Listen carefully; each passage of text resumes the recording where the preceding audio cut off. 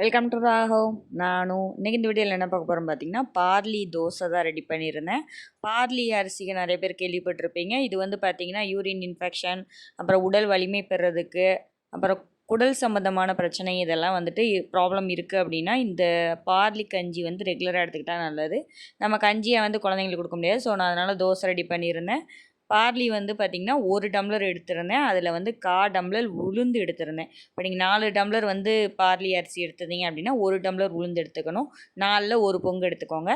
Night ஃபுல்லாக வந்து ஊற வச்சுக்கோங்க. ஊற வச்சுட்டு காலையில் ஆட்டுங்க. இல்லைன்னா ஒரு 4 ஹவர்ஸ் 5 ஹவர்ஸ் வந்து பார்லே கண்டிப்பாக ஊற வைக்கணும். நான் மிக்சியிலே அரைச்சிட்டேன். மிக்சியில் வந்து ரொம்ப சாஃப்டாகவே அரைச்சி கொடுக்கும். ரொம்ப வந்து இதுக்கு வந்து அரைக்க முடியாது அப்படின்ட்டுலாம் கிடையாது.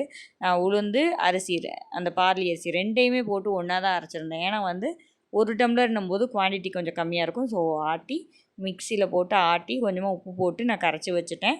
கரைச்சி வச்சுட்டு பார்த்திங்கன்னா மார்னிங் ஒரு 6 ஹவர்ஸ் கழித்து நம்ம மாவு எப்போயுமே இது பண்ணுவோம் இல்லைங்களா, அந்தளவுக்கு ஊற வச்சுருந்தா போதும்.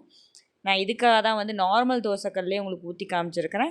இது வந்து பார்த்திங்கன்னா அதுவாகவே ஆட்டோமேட்டிக்காக நம்ம தோசை ஊற்றணும் அப்படின்னா அதுவாகவே மேலாப்லேயே எடுத்துகிட்டு வந்துடும். ஸோ அவ்வளோ ஈஸியாக வந்து எடுத்துடலாம். தோசை ஒட்டிக்கவோ இல்லை இது எடுக்க முடியாமலோ அந்த மாதிரிலாம் இருக்காது. ஸோ பார்லி தோசை அப்படின்றது வந்து ரொம்ப வந்து வெயிட் லாஸுக்கும் வந்து நல்லா யூஸ் ஆகும். ஸோ வந்து நீங்கள் வீட்டில் வந்து ஒரு வீக்லி ஒன்ஸாவது இந்த பார்லி தோசை சுட்டு சாப்பிட்லாம். இது போன்ற வீடியோக்கள் தொடர்ந்து பார்க்க நம்ம சேனலை சப்ஸ்கிரைப் பண்ணுங்கள், லைக் பண்ணுங்கள், ஷேர் பண்ணுங்கள். தேங்க்யூ.